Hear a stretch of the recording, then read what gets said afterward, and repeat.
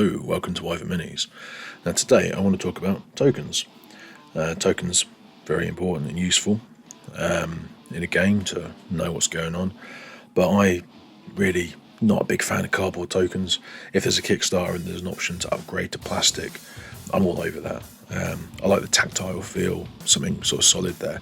So in HeroQuest, there's quite a few tokens for various things. For instance, blocking the corridors. So you've got these little card tokens that you put down if you have one of the corridors blocked off.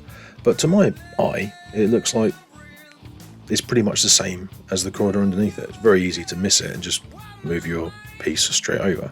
So how can we prevent that from happening during the game?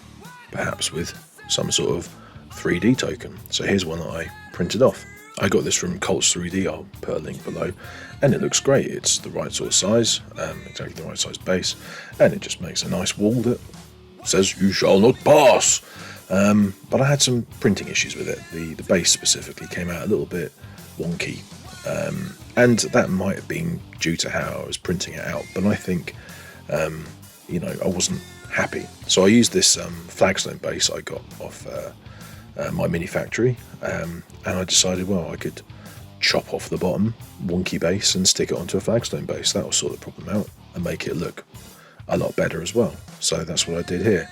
Got a little bit of a gap to fill in, which I could fill in with a little bit of sand, but essentially, that worked really nicely and made it look much better. But my feeling was that these were designed for PLA printers, not resin printers, so I thought maybe I can do something even more. So I did a little bit of modification on the computer. I put in a nice hollow inside there, and I actually combined the base and the wall on the computer before I printed it out. And you can see here I cut a double length wall, which needs quite a lot of filling. It's okay, but it's not amazing. That gap is going to need to be filled in just to make it look good. But the one that I've actually done with a bit of 3D sculpting beforehand is far superior, I think, and it printed out much better. So I think that was worth doing. So how do I do that? Well, I use Microsoft 3D Builder. This is a free program. I've got the old flagstone in there, I've got the wall, and it's a very simple process, just a bit of trial and error. You can see other tutorials online, but essentially you just want to be able to slice it. So you decide the level you're slicing it at, and this is a lot quicker and easier than cutting it with a saw like I did when it was printed out, and you don't get resin dust everywhere. So it's a lot neater. But it was a case of just cutting off the bottom of it and then positioning it on top of the flagstone in the 3D Builder program. And once it's positioned nicely, you can just combine the two elements together, and that's it. It's fused. It will print out as a single piece. But like I said, because I think that really this was designed for a filament printer, a PLA filament printer, not really for a resin printer. Having a big solid piece of resin like that sometimes doesn't print out as nicely as it could do. So making it hollow helps out. So again, this is still in a 3D Builder. You can create cubes or whatever other shapes you can make, and you can use that to subtract parts of the pre-existing STL file. So again, have a look online if you want to do this, but it's all free and a bit of trial and error, not too difficult. I used to do this sort of thing at work, so it's sort of not too far away from what I'm used to. But you make the kind of hole that you want, and then you subtract that from the object, and you end up with something like this. You can see that I've used a couple of different bases here. The bases I got from my mini factory, some of them are hollow and some of them are not. But as you go through the layers here, you can see where they're completely hollow. So in terms of resin, you're saving on resin because you're not filling in this big gap in the middle. And I think it just works better because you've got less weight hanging down on the build plate. So I did the supports automatically in the slicing software, but made sure that the angle was such that when it is being printed, then the holes are pointing downwards. So, the build plate itself is actually up this way round, so the things are hanging down. Any resin that's liquid still and not cured will just fall out the bottom of the objects as they're being printed. So while I was at it with flagstone bases and all that kind of stuff, I thought I'd address one other little issue that I have with the game occasionally, which is the fact that when you go into a room, you open up the door, and sometimes there's furniture, tables and chairs and bookcases and whatever. Now this table in the game is supposed to block off these 6 squares. It's not really big enough to do that. It's quite easy when you're playing the game to accidentally try and move into a square which is supposed to be blocked by the table. And I've had that a couple of times, especially playing with kids, and perhaps their parents, maybe their parents a bit more actually. But anyway, I thought maybe it'd be a good idea to have something to make it very clear what is blocked off. And in the flagstone base pack that I bought, you've got these large 50 by 75 bases, so you could print that out and paint it up, and you can put that down to show these squares are not to be traversed by your players. And it doesn't matter where the furniture sits then, because you know very clearly it's blocked off. I think that's one of the things with tokens and game components. There are 2 elements to them. They can make the game easier to play, they'll be functional, or they can be pretty. This one here, this is a pretty one rather than a functional one necessarily, and this is the stairs. So again, I'm trying to remove the cardboard tokens as much as possible. When you begin the game, you go in a quest, most of them you're going down some steps into a dungeon, and this is how you arrange your figures on it. You've got the 4 characters standing on the 4 squares of a staircase. I mean, that's fine, that works. That doesn't need to be changed from a functional point of view, but from an aesthetic point of view, to make it pretty, the HeroQuest structures I got off Cults 3D also include these stairs. Now again, I think these stairs are designed for PLA printers. They did not print out nicely the first time I tried it. They came out all wonky and split and whatever. Perhaps the calibration wasn't right on my printer at the time, I don't know. But it feels like it was just a huge chunk of resin. It wasn't happy. Anyway, so I did the same sort of thing I did with the walls before and put some holes in it. When you put some holes in it, it printed out much nicer. So I think having it not being one solid chunk of resin was a better thing, and I'm pretty sure that these are supposed to be for film printers. So I did a bit of a modification on that, a simple one, just to make it sort of work. And it's pretty cool. You put it there and you've got your 4 spaces essentially. But there was a little functional problem, which was the way that the stairs were designed. It was quite hard to balance your figures on it, and I'm going to be perhaps compounding this problem with my 3D printed ones as well, because they might not be as nicely balanced, and I don't want them falling off the stairs like this. So that was not ideal. So I thought I'm going to have to do something about this, kind of get rid of some of these little mini steps that they've got there, which look very pretty but kind of are a bit of a pain in the arse. And again, I did that on the old computer. So what I did with this one was third time's the charm. Use the flagstone bases to kind of make the steps themselves so that they're a bit better, and then do quite a bit of modification to the bits I cut off. It took me ages actually, but it was quite fun to do. And then also put it on a base just to make it raised up and look nice and neat on the bottom, so I can kind of base it exactly the same as everything else. So yeah, I was really pleased with how this came out, and I'll just show you briefly some of the steps I went through to make that happen. I approached this in a very similar way to kitbashing, in kind of real life rather than virtually, and I really enjoy kitbashing, so it was quite fun and interesting to do it on the computer rather than with a hobby knife and glue and everything. So I started off with the steps themselves. I had the flagstone bases, so I had a 50 by 50mm flagstone base there, which I was going to use just for the kind of beveled base bottom, because I wanted it to have that bevel the same as the walls were going to have and everything else has.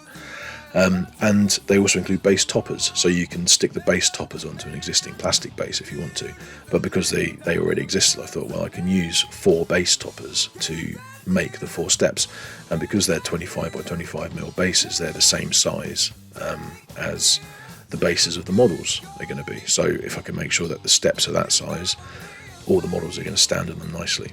So that's kind of just trying to think about the functionality of it as well as the aesthetics. So I've got one step nicely positioned on there. I knew there's a bit of a gap where I cut it down that I was going to have to do something with, because it was just flat you can see on the green there, it's just a flat bit there, so I'd have to try and do something with it later on to make it look nicer. I moved on to the next step up and did the same thing again, just use a little cube to be able, cuboid, to remove the little extra step there so that it wasn't going to interfere with putting the base topper on. Then position the base topper where I wanted it to be, rotated it around so it looked nice, and just made sure it sat on there nicely, and it made a perfect step really. I was pleased with that. I was quite happy for it to overhang very slightly, because if that made it more stable for the miniatures, that'd be all good, and it's not a problem for it to have a slight overhang. But yeah, it was just a case of making it work in the best way possible, and yeah, it looked pretty good. So then to get that bevel base at the bottom, I took that 50 by 50mm base and sliced it in half using the slicing tool. Once that's sliced, then just stick the top onto the bottom, and away you go. That was really nice and easy, and I think just gives it a nice finish. Like a lot of my models, I do the base rims in black, so I'll be planning on doing that here as well, and it would just mean that this will tie in with the miniatures and the other bits of furniture I've got that I'm sticking in. So yeah, it's just that's just to make it look nice from my point of view. And the only thing I'd forgotten was the holes that I'd already made in the steps themselves with the second print that I'd done. So then I messed about for a while trying to make the holes as close to the same size as possible, going through the bottom of the base itself. I wish I'd remembered that earlier, but it was all fixable, and it was all fine in the end. And that's coming back to making sure they print out nicely. So rather than having a huge chunk of resin, having the hollows for the liquid resin to come out through, saving on resin, saving on time. So quite a few other bits and pieces to do, sorting out those flattened bits on the walls of the steps. So I kind of flattened them a bit more, cut them in a little bit more with the cutting tool, and used a bit that I'd taken off another copy of the steps themselves to put a new kind of brick wall in place. This was quite a bit of faffing about really. It was interesting and enjoyable, but it was faff. But it's quite helpful that these are irregular stone steps, so it didn't matter too much if things were stretched and squeezed a little bit, things weren't quite precise. It kind of adds to the effect really that it's some old ruin in a dungeon, it kind of worked out quite nicely, I think. If it had to be very precise brickwork, it would have been a bit of a nightmare.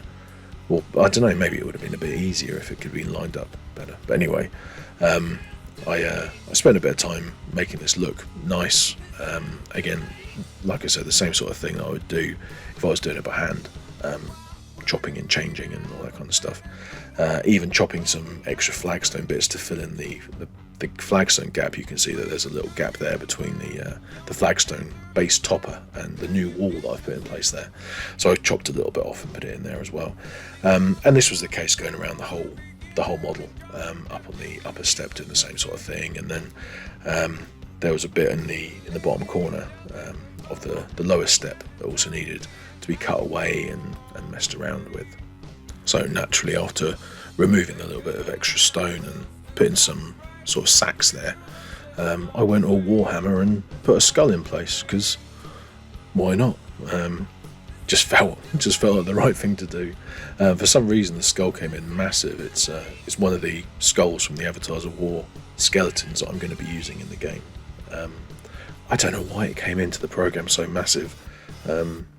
Weird, but anyway, it did. But just resize it, it's not a problem. So I made it look about right, stuck it in the right place, and there you go. You've got a little sack with a skull on top. I like this because it kind of masked where I'd butchered the inside of the step there. It does get in the way a little bit of having a model standing there.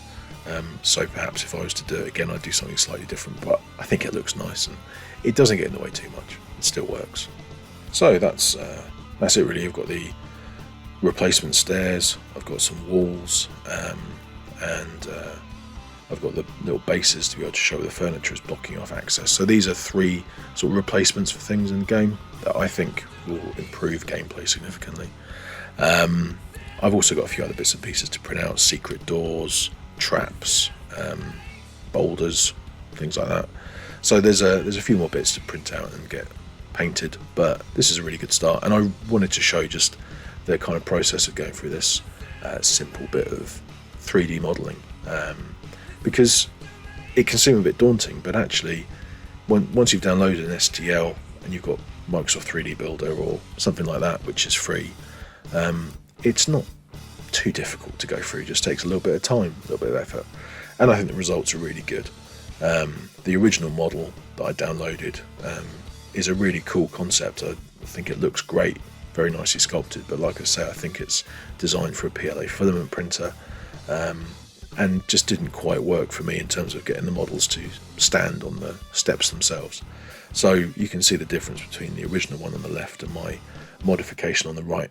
And for me, I think this modification is going to work a bit better, but obviously it's just me modifying something that someone else has made, which they've sculpted, and I think it's great. So it's a really good starting point to go from. But don't be afraid to change things. It's the same with any model you've got. Don't be afraid to convert it, make it your own. It's all about having some fun. And I'm going to be playing HeroQuest this week, actually, with a couple of mates who've not played it before, so that should be a bit of a laugh. I'll put these pieces into play then and let you know how it goes. I've got some more videos in the works, HeroQuest stuff and a few other bits and pieces, which hopefully will be out really soon. So subscribe to the channel, get notifications when they're coming up.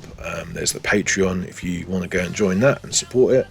Yeah, like and subscribe, and I'll see you soon, hopefully. All right, cheers, bye.